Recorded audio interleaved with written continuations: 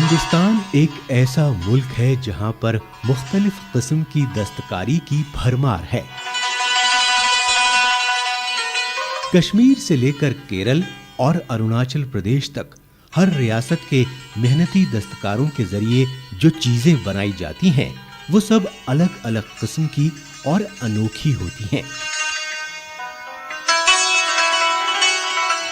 यहाँ तक कि एक ही चीज को रियासत में बनाने का तरीका अलग अलग है और उनकी शक्ल सूरत भी एक दूसरे से मुख्तलिफ होती है।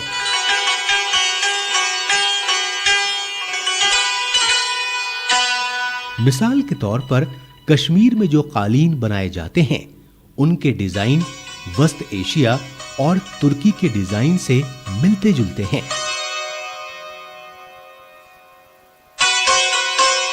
ज्यादातर कालीनों में सूती ताने को ऊनी बाने के साथ मिलाते हैं। रेशम के कालीन भी इसी तरह बनाए जाते हैं जैसा कि ईरान में चलन है।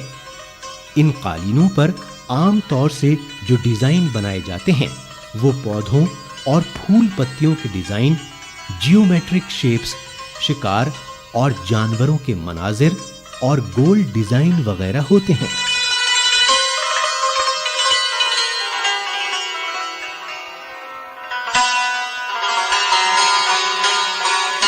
कालीन बहुत दिलकश रंगों के होते हैं और ये मुल्क और बैरून मुल्क में काफी मकबूल हैं।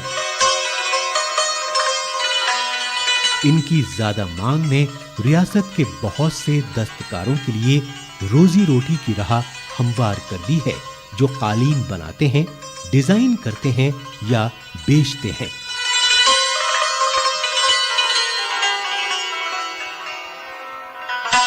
आम कालीन के अलावा कश्मीर में बहुत ही रंगीन और भारी डिजाइन वाले नुमदा भी बनाए जाते हैं।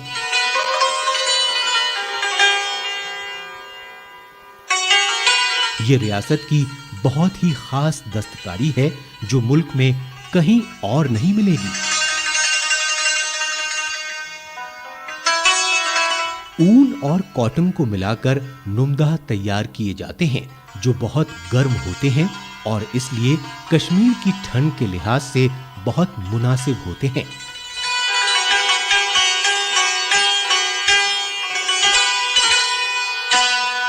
जहां उन्हें दरी या गद्दे के तौर पर इस्तेमाल किया जाता है। इन्हें दीवार पर टांगने के लिए खूबसूरत हैंगिंग्स के तौर पर भी इस्तेमाल किया जा सकता है।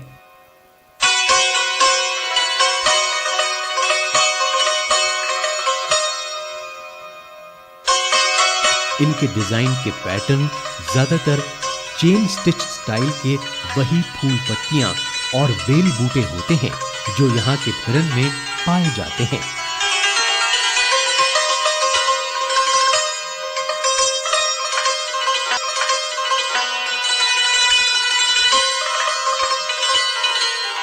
ये जो नमदाज हैं, ये डिस्ट्रिक्ट बडगाम में इसकी बेस बनती है।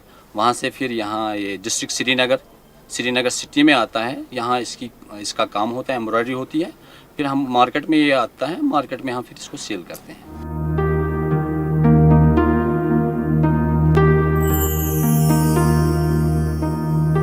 इसके बरक्स अरुणाचल प्रदेश, जहाँ बौद्ध लोग अक्सरियत में हैं, वहाँ पर ज्यादातर डिजाइन बौद्ध मजहब के मुताबिक होते हैं।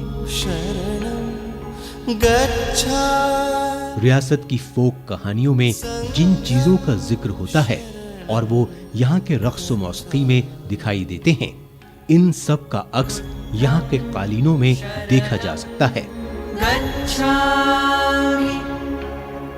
डिजाइन्स में ड्रैगन, असातीरी जानवर, जियोमेट्रिक पैटर्न्स और तिब्बती रंग लिए हुए फूल वगैरह होते हैं। यहाँ के बुनकरों के जरिए कालीन को बनाने का तरीका भी मुख्तलिफ है। अलबत्ता दोनों रियासतों में बाकायदा तरबियती इदारे हैं जहाँ लड़कियों को कालीन तैयार करने की ट्रेनिंग दी जाती है ताकि वो खुद कफील बन सकें। यहाँ इन इदारों का दौरा करने के बाद ये बात साबित हो जाती है कि आजकल नौजवानों में कालीन की तरबियत कितनी ज्यादा मकबूल है।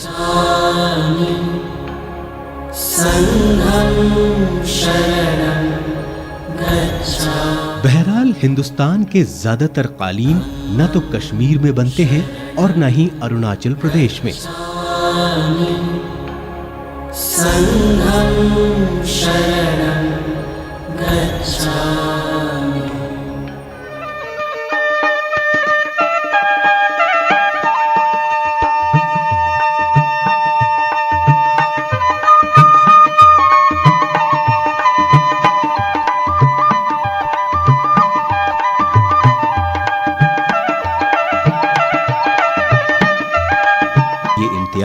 उत्तर प्रदेश के भदोही को हासिल है। भदोही को अक्सर व बेशतर कारपेट सिटी के नाम से ही पुकारा जाता है। यहाँ के कालीन पूरी दुनिया में हाथ से बनाए गए फंदे की वजह से काफी मशहूर हैं। यहाँ की 100% कालीन सनत में 22 लाख देही कारीगर काम करते हैं।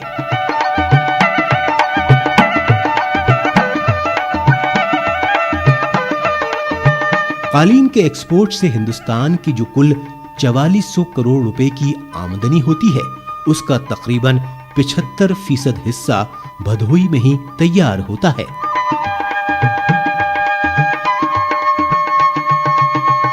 तारीख के मुताबिक इस छोटे से शहर में कालीन बनाने की शुरुआत 16वीं सदी में मुगल बादशाह अकबर के दौर में उस वक्त हुई जब कुछ ईरानी मास्टर बुनकर हिंदुस्तान का सफर करते हुए भदोही में खमरिया के नजदीक माधो सिंह गांव में रुके थे और बाद में उन्होंने यहां अपने करघे लगा लिए, जिससे यहां के बाशिंदों को एक रोशन मुस्तकबिल का पता मिल गया। इसका सिलसिला आज तक जारी है।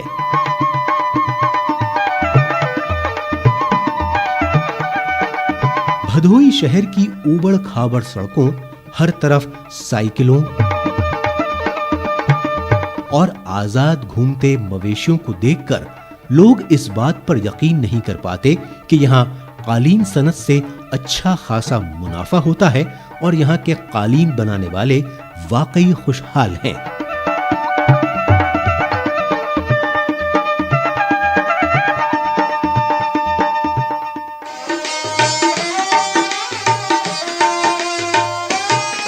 दो 2004 के कौमी अवार्ड याफ्ता फिरोज कमाल अंसारी को आज एक खुशहाल बुनकर में शुमार किया जा सकता है। हालांकि उन्होंने बचपन से लेकर अब तक कालीन सनत में काफी नशेबो फराज देखे हैं। उनके कुनबे के बुजुर्गों ने उन्हें इस खानदानी पेशे में शामिल किया। फिरोज दरी बनाने में माहिर हैं। बड़ी रिवायती रंगीन दरियों से लेकर आज की मांग के हिसाब से काली और सफेद दरियों तक वो सभी तैयार करते हैं।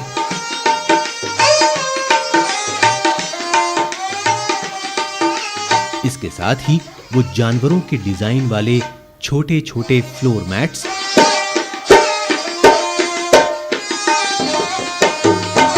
पैरों के नाप वाले डोर मैट्स भी बनाते हैं जो काफी मकबूल हैं। मेरे साथ बहुत सारे कारीगर जुड़े हुए हैं और उनकी बनाई हुई ये दरियाँ, कारपेट और मतलब 200 रुपए से लेकर के 15,000 20,000 रुपए तक की दरियाँ हमारे पास हैं जो हमारे कारीगर बनाते हैं और हम उनको प्रशिक्षण भी दिए हैं। हम उनके साथ काम भी करते हैं। फिरोज कमाल की अहलिया रेहाना भी एक अवार्ड याफ्ता ऊनी दरी मेकर हैं, जिन्होंने अपने दादा और वालिद से 12 साल की कम उम्र से ही ये हुनर सीखा। उन्हें 2007 में नेशनल मेरिट अवार्ड मिला। आज वो भदोही के नजदीक मिर्जापुर में अपने घर से अपने इस हुनर के जरिए दरियां और कालीन बनाकर अपने कुनबे की आमदनी में ताउन करती हैं। मेरे दादा ये काम बिजनेस करते थे, तो दादा का इंतकाल हो गया। पापा ने बिजनेस को संभाला नहीं और बिजनेस को संभाला नहीं और वो कुछ काम नहीं करते थे, तो उसकी वजह से जो है इतनी ज़्यादा दिक्कतें घर में आ गई। तो उसकी वजह से मेरी अम्मी, क्योंकि हम लोग के यहाँ बिजनेस तो हमेशा से होता था, देखते आ रहे थे कैसे बिनाई होती है, क्या है कैसे है, सब देखते देखते हम लोग को आने लगा था, क्योंकि कारीगर थे, बड़ा घर था, लोग करते थे, बिनते थे, हम लोग खेलते थे वहीं पे, तो सब हम लोग देखते थे। तो जब बचपन से देखे हैं तो उसी तरह से हम लोगों को आ गया। और फिर लेकिन ये तो नहीं मालूम था कि हम लोगों को ये आगे चल के करना पड़ेगा। लेकिन जब दादा का इंतकाल हो गया तो उसके बाद हम लोगों को रोटी खाने के लिए बड़ी दिक्कतें उठानी पड़ने लगी। तो हम लोग को ये हुआ कि हम लोग दूसरे का ला के अगर ये काम करें तो कुछ तो पैसा मिलेगा। तो इस तरह से हम लोगों ने उस काम को शुरू किया। रेहाना के अलावा फिरोज कमाल के छोटे भाई यासिर कमाल अंसारी और साली नरगिस अंसारी भी कौमी अवार्ड याफ्ता दरी बनाने वाले हैं। दोनों मियां बीवी को अवार्ड 2005 में मिले और वो अपने काम में काफी माहिर हैं। रेहाना की तरह नरगिस अंसारी भी घर में सख्त मेहनत करते हुए देखी जा सकती हैं। खूबसूरत डिजाइन बनाने से लेकर इजाफी धागे और ऊन काटने तक वो सब काम खुद करती हैं और अपनी तख्लीकात को आखिरी शक्ल भी वही खुद अपने आप देती हैं।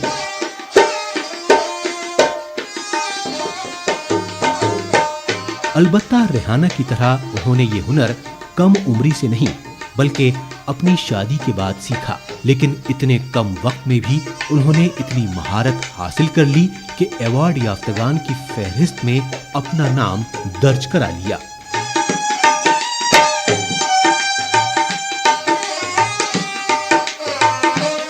शादी के बाद यहाँ बुनाई सीखें और पंजा दरी बनाए और उसके बाद जो है दिल्ली में हमको ये इसका चुना गया और हमको प्रतिभा पाटिल, राष्ट्रपति प्रतिभा पाटिल से ये हमको अवार्ड मिला।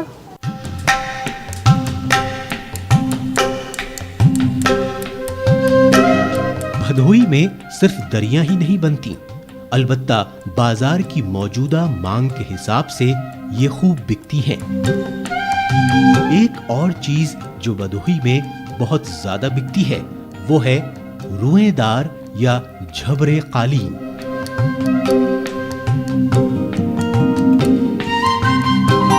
यहाँ इसकी बहुत सी फैक्ट्रियां और घरेलू इकाइयां हैं जहां इस तरह के कालीन हर रंग और साइज में बनाए जाते हैं।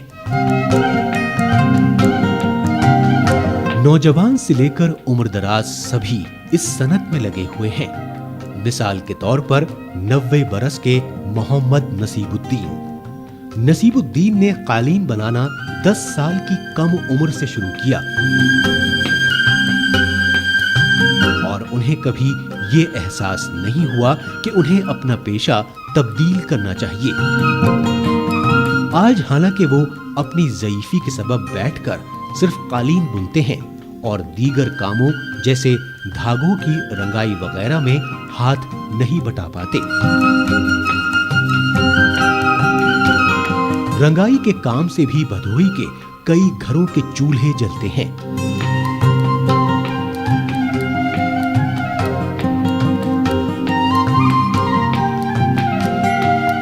कालीन की इन 2 किस्मों के अलावा जिनकी हिंदुस्तान में अच्छी खासी मांग है, कालीन बुनने वाले अपने गैर मुल्की सारिफीन के हिसाब से भी कालीन तैयार करते हैं। ये मेरा कार्य आज से नहीं है, मेरे दादा पिताजी और मेरे थ्रू हो रहा है। आज भी मैं कारीगरी कर रहा हूँ। इसको मार्केटिंग के लिए मुझे गवर्नमेंट की तरफ से फैसिलिटी डीसी हैंडीक्राफ्ट्स दे रहा है और मैं इसे बिक्री कहाँ करूँ, वरना ऐसे में पहले शुरू में था कि मैं बिक्री कहाँ करूँ, मार्केट में लेके जाता था तो जो 10 रुपये की चीज़ है कोई 8 रुपये मांगता था, कोई 9 रुपये। मैंने अपनी मजदूरी किया, मेहनत किया, मटेरियल लगाया, तो सेल कहाँ करूँ, ऐसे मुझे परेशानी होती थी। फिर डीसी हैंडीक्राफ्ट्स के बारे में मुझे जानकारी हुई, वहाँ से रजिस्ट्रेशन किया तो उनके तरफ से मुझे कार्ड बना, फिर कार्ड बनने के बाद मुझे प्रोग्राम दिया गया जो फ्री ऑफ कॉस्ट में, तो मैं उस प्रोग्राम में जाया करता था। और जाते जाते जो कि उसमें मार्केट में हमें जो 10 रुपये का बेचना पड़ता था लोकल मार्केट में, वहाँ मैं 12 रुपये 13 रुपये में जो कि बेच लेता था। पूर्ण रूप से अपना पूरा मजदूरी पाया जाता था, खर्चा काट के मिल जाता था 2 पैसे और भी। बुनकरों का कहना है कि अमेरिका के लोगों को सफेद या हल्के रंगों के कालीन पसंद आते हैं, जबकि यूरोप के लोग लाल या दीगर गहरे रंग के कालीन पसंद करते हैं।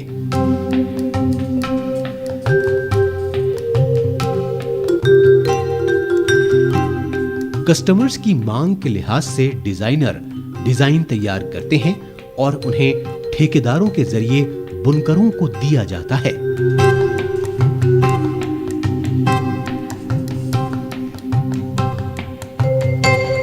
लेकिन यहाँ पर हर किसी की किस्मत फिरोज कमाल जैसी नहीं है। कालीन बुनने वाले ऐसे ढेरों बुनकर हैं जिन्हें ऑर्डर न मिलने की वजह से कम मुनाफे वाले काम करने पड़ते हैं। ऐसे ही लोगों की मदद के लिए सरकार ने इस सनत को जीआई निशान दिलवाया है। इसका मतलब यह है कि इस इलाके के सिर्फ 9 जिलों यानी भदोही, मिर्जापुर, वाराणसी, गाजीपुर, सोनभद्र, कौशाम्बी, इलाहाबाद, जौनपुर और चंदौली में बनाए गए कालीनों पर ही भदोही के हाथ से बने हुए कालीन का टैग लगाया जाएगा और किसी भी दूसरे इलाके के कालीन साज को भदोही टैग के साथ कालीन बेचने की इजाजत नहीं होगी।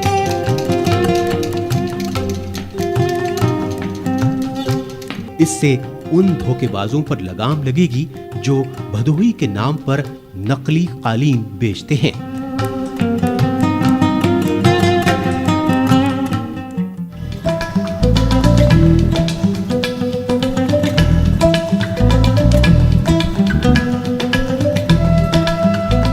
सरकार की तरफ से दूसरी सबसे बड़ी मदद है भदोही में Indian institute of carpet technology का कयाम।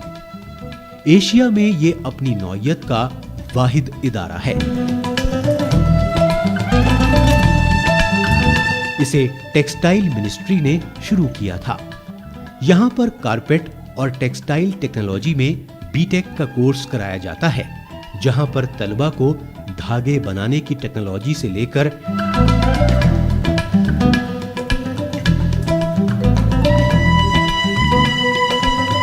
टेक्सटाइल केमिस्ट्री और कैड जैसे कंप्यूटर एप्लीकेशंस का इस्तेमाल करके कारपेट डिजाइनिंग जैसी हर एक चीज सिखाई जाती है।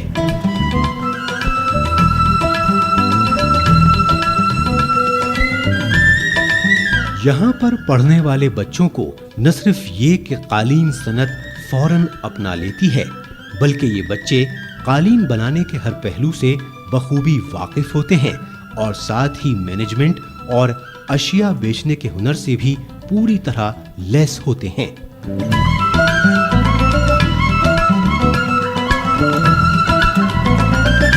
यहाँ तालिब इल्मों को all India joint entrance examination के जरिए चुना जाता है।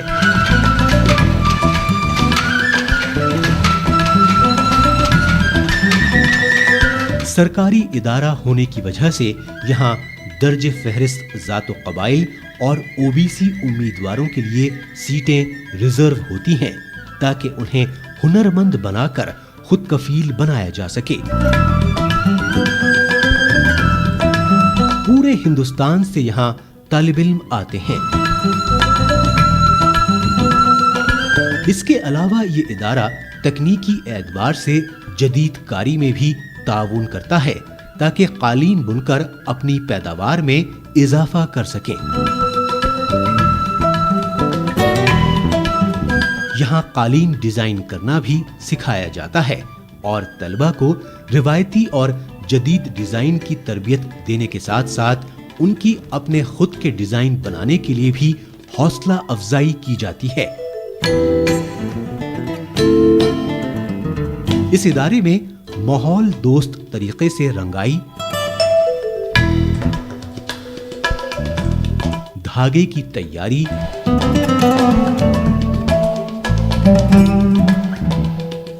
हाथ से कालीन की बुनाई,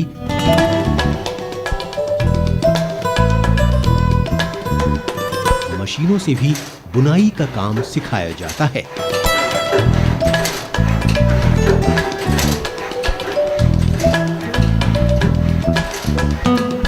This institute is functioning under Ministry of Textiles under the administrative control of Development Commissioner Handicrafts, Ministry of Textiles, Government of India.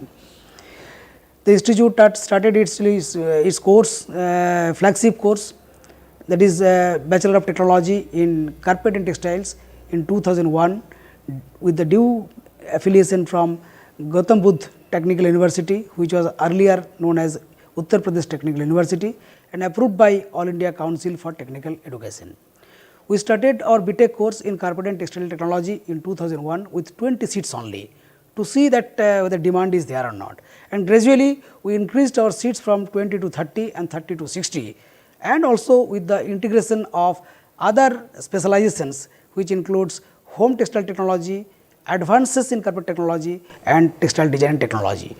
इसके अलावा इस इदारे ने उनके लिए 3 माह की मुद्दत के कोर्सेज शुरू किए हैं जो पहले से इस पेशे से वाबस्ता हैं, ताकि वो अपने हुनर में मजीद निखार ला सकें।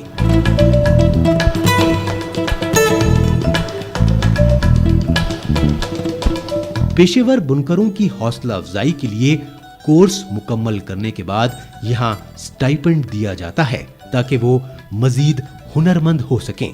कारपेट बुनाई प्रशिक्षण कार्यक्रम जो है कार्यालय विकास आयुक्त हस्तशिल्प वस्त्र मंत्रालय भारत सरकार की तरफ द्वारा प्रायोजित है, जिसके अंतर्गत भदोही, मिर्ज़ापुर, वाराणसी, जौनपुर, इलाहाबाद और सोनभद्र डिस्ट्रिक्ट के में कुल 5000 लोगों को बुनकर का प्रशिक्षण देना है, जिसके अंतर्गत यहाँ हमारा प्रशिक्षण कार्यक्रम समाप्त हुआ है।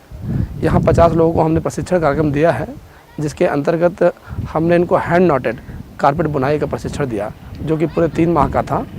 और इस 3 माह के अंदर इनको ताना बाना जहाँ से बेसिक से स्टार्ट होता है, वहाँ से लेके इनको पूरा फाइनल फिनिशिंग तक का ये प्रशिक्षण कार्यक्रम संपन्न हुआ है।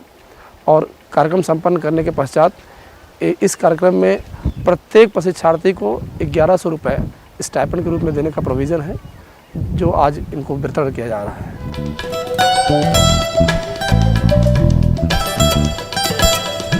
अगर ये सब नाकाफी है तो ये इदारा एक कारपेट टेस्टिंग यूनिट भी चलाता है, जहां तैयार किए गए कालीन की क्वालिटी चेक की जाती है और उस पर बाकायदा मोहर लगा दी जाती है।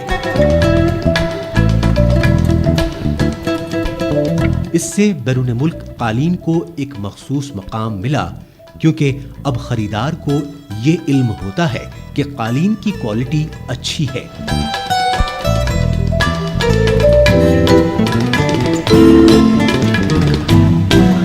भदोही के ही बाशिंदे एक्सपोर्टर राजा राम गुप्ता जैसे अफराद के लिए ये इदारा किसी नेमत से कम नहीं है।